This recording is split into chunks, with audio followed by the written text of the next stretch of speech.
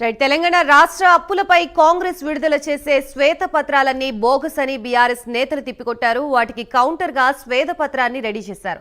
కాంగ్రెస్ శ్వేతపత్రానికి ప్రతీకగా బీఆర్ఎస్ శ్వేతపత్రం విడుదల చేయనున్నారు. వాస్తవానికి శనివారం 11 గంటలకి శ్వేతపత్రాన్ని విడుదల చేసి దానిపై పవర్ పాయింట్ ప్రెజెంటేషన్ చేస్తామని మాజీ మంత్రి కేటీఆర్ ప్రకటించారు. కానీ అది ఈ రోజుకి వాయిదా పడింది. ఉదయం 11 గంటలకి తెలంగాణ భవన్లో శ్వేతపత్రం విడుదల చేస్తామని పార్టీ వర్గాలు తెలిపాయి.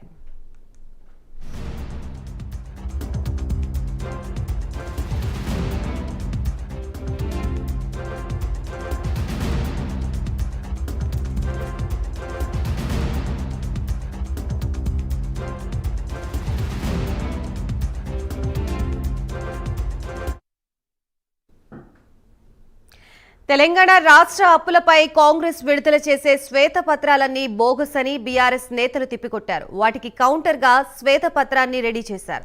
కాంగ్రెస్ శ్వేతపత్రానికి ప్రతీకగా బీఆర్ఎస్ శ్వేతపత్రం విడుదల చేయనున్నారు. వాస్తవానికి శనివారం 11 గంటలకి శ్వేతపత్రాన్ని విడుదల చేసి దానిపై పవర్ పాయింట్ ప్రెజెంటేషన్ చేస్తామని మాజీ మంత్రి కేటీఆర్ ప్రకటించారు. కానీ అది ఈ రోజుకి వాయిదా పడింది. ఉదయం 11 గంటలకి తెలంగాణ భవన్లో శ్వేతపత్రం విడుదల చేస్తామని పార్టీ వర్గాలు తెలిపాయి.